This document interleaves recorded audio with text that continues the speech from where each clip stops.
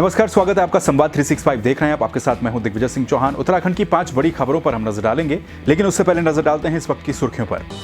Uttarakhand board के 10वीं और 12वीं के छात्र छात्राओं को टैबलेट के लिए दिए जाएंगे पैसे, आदेश जारी। 26 दिसंबर को देहरादून आएंगे बीजेपी के राष्ट्रीय अध्यक्ष जेपी नड्डा, विधानसभा चुनाव की तैयारियों का लेंगे जायजा। उत्तराखंड के पहाड़ी इलाकों में शीतलहर का कहर, मैदानी इलाकों में भी बड़ी ठंड। मुख्यमंत्री आवास में यूथ कैन लीड कार्यक्रम में शामिल हुए सीएम धामी, बीजेपी युवा मोर्चा के अध्यक्ष तेजस्वी सूर्या भी हुए शामिल। क्रिकेटर ऋषभ पंत को बनाया गया उत्तराखंड का ब्रांड एम्बेसडर, सीएम धामी ने ट्वीट कर दी जानकारी। चलिए टॉप स्टोरी में सबसे पहले बात करेंगे उत्तराखंड के 10वीं और 12वीं के छात्रों के लिए। दरअसल उत्तराखंड के 10वीं और 12वीं के छात्र छात्राओं के लिए घोषणा की गई थी कि इन सभी छात्र छात्राओं को टैबलेट दिए जाएंगे, लेकिन अब सरकार ने इसमें थोड़ा सा संशोधन किया है। संशोधन ये कि अब डायरेक्ट टैबलेट दिए जाने के बजाय टैबलेट के पैसे उनके खाते में ट्रांसफर किए जाएंगे। ये भी आशंका है कि इसमें होने वाली गड़बड़ी को मद्देनजर रखते हुए यह फैसला लिया गया होगा। तो अब उत्तराखंड बोर्ड के 10वीं और 12वीं के छात्र छात्राओं को टैबलेट के लिए डायरेक्ट पैसे दिए जाएंगे। शिक्षा महानिदेशालय ने इस संबंध में समस्त जो मुख्य शिक्षा अधिकारी हैं उनको आदेश जारी कर दिए हैं। स्कूल, ब्लॉक और बच्चों के अकाउंट नंबर मांगे गए हैं और यह जानकारी दी गई है कि डीबीटी के माध्यम से पैसा दिया जाएगा।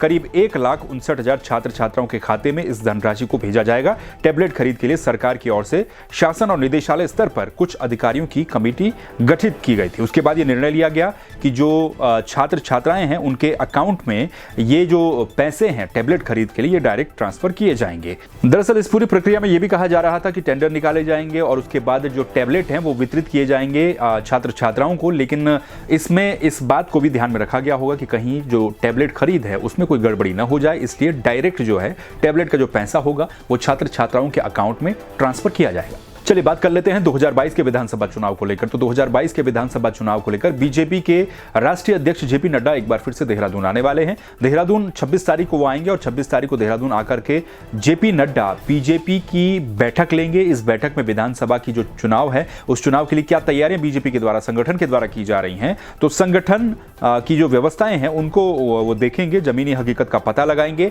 जो विधानसभा सीटें हैं उन पर जो दावेदार हैं उनका भी फीडबैक लिया जाएगा। ये जानकारी मिली है कि जितने भी दावेदार दावेदारी कर रहे हैं अलग अलग सीटों से, उन सबका फीडबैक भी इस मीटिंग के दौरान जेपी नड्डा को दिया जाएगा। विधानसभा क्षेत्रों में जो प्रभारी हैं, जो संयोजक हैं, वो लगातार मुआयना कर रहे हैं, दौरा कर रहे हैं, क्योंकि बीजेपी ने इस बार 60 पार का जो नारा दिया था उसको पूरा करने के लिए दावेदारों की छंटनी करना सबसे पहले सबसे महत्वपूर्ण काम होगा। और इसी काम को देखते हुए जेपी नड्डा एक बार फिर से देहरादून आएंगे। 26 तारीख को जेपी नड्डा आएंगे, संगठन की बैठक लेंगे, 2022 चुनाव को लेकर की गई तैयारियों की वो समीक्षा भी करेंगे। बात कर लेते हैं उत्तराखंड में ठंड के कहर की। तो दरअसल उत्तराखंड के पहाड़ी इलाके में खासतौर पर शीतलहर का कहर साफ तौर पर देखने को मिल रहा है।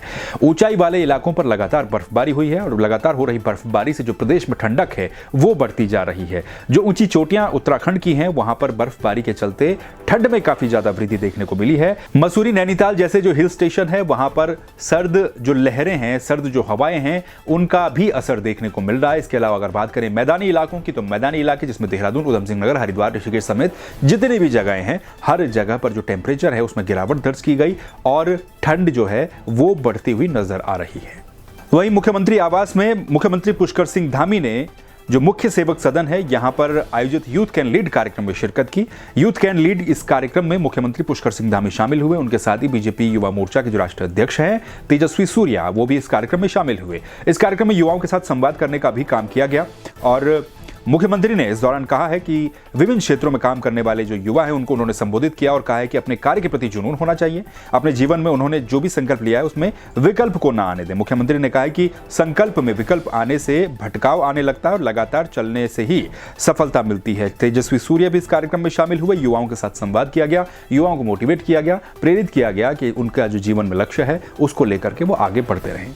मुख्यमंत्री पुष्कर सिंह धामी ने उत्तराखंड मूल के क्रिकेटर ऋषभ पंत को उत्तराखंड का ब्रांड एम्बेसडर नियुक्त किया है। इस बात की जानकारी मुख्यमंत्री पुष्कर सिंह धामी ने ट्वीट करके दी है। यह घोषणा रविवार देर रात को की गई। अपने पोस्ट में मुख्यमंत्री ने कहा है कि भारत के बेहतरीन क्रिकेटर खिलाड़ियों में से एक, युवाओं के आदर्श और उत्तराखंड के लाल ऋषभ पंत को सरकार ने युवाओं को खेलकूद और जन स्वास्थ्य के प्रति प्रोत्साहित करने के उद्देश्य से ब्रांड एम्बेसडर नियुक्त किया है। ऋषभ पंत उत्तराखंड के रहने वाले हैं और उनको ब्रांड एम्बेसडर उत्तराखंड का नियुक्त किया गया है। मुख्यमंत्री ने उनसे वीडियो कॉल के माध्यम से बातचीत भी की। मुख्यमंत्री ने निमंत्रण भी दिया कि जब भी वो फ्री हों और उत्तराखंड आए तो मुख्यमंत्री से भी वो मिले, और क्योंकि ब्रांड एम्बेसडर उन्हें नियुक्त किया गया है, ऐसे में उनको शुभकामनाएं भी मुख्यमंत्री पुष्कर सिंह धामी ने दी हैं। ये थी उत्तराखंड की टॉप 5 खबरें। इन खबरों को लेकर आपकी क्या प्रतिक्रिया है, कमेंट करके आप दे सकते हैं। खबरों को देखने के लिए आप संवाद 365 को सब्सक्राइब कर लीजिए। फिर मिलेंगे नई खबरों के साथ, तब तक के लिए नमस्कार।